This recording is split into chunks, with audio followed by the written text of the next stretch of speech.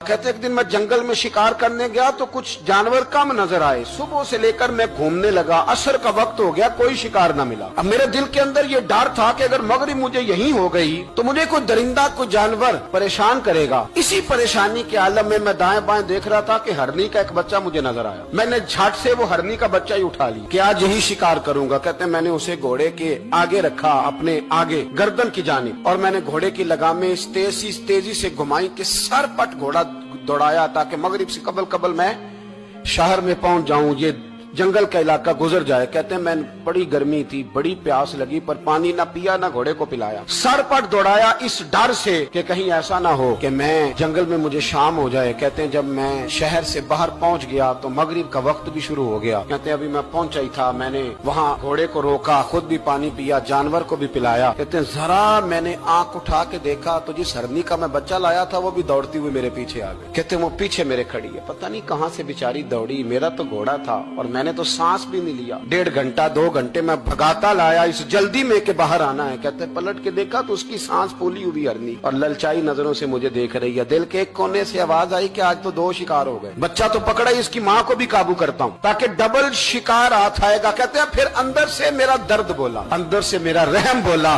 एक माँ अपना बच्चा लेने आई और इस तरह तो उसे तकलीफ नहीं दी जा सकती कि उसे ब्लैकमेल करके माँ को भी रख लिया जाए। कहते हैं जब मैंने उस हरनी की तरफ देखा तो उसकी नजरों में सवाल था, उसकी नजरों के अंदर सवाल था, कुछ मांग रही थी।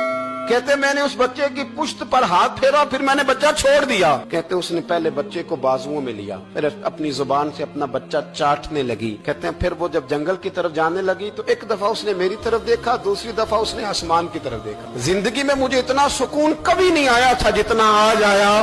कहते मैं घर गया, इशा की नमाज पढ़ी, बावुजू मैं बिस्तर पे लेट गया। लोगों मेरे नसीब देखो, मुझे मदीने वाले महबूब का दीदार नसीब हुआ। रसूल करीम अलैहिस्सलाम मेरी ख्वाब में आए, मैं रोने लगा। घर महक उठा, फूल खिलने लगे, खुशबुएं बिखरने लगी। कहते हैं महबूब करीम तशरीफ लाए और क्या खूबसूरत जुमला है। महबूब फरमाने लगे ओ सुबकुतगीन, अगर तुझे बादशाह बना दिया जाए तो इंसानों के साथ भी इसी तरह रहम करेगा ना जिस तरह आज हरनी के साथ किया है। अगर तुझे बादशाह बनाया जाए तो रवैया यही रखेगा या बदल जाएगा। कहता मैं रो पड़ा। मैंने कहा यार सुल्ला, मैं तो गुलाम बनने के भी काबिल नहीं तो बादशाह कैसे बनूंगा। फरमाया तेरी आज की अदा बड़ी पसंद आई है, अर्श के मालिक ने तुझे बादशाह बनाने का फैसला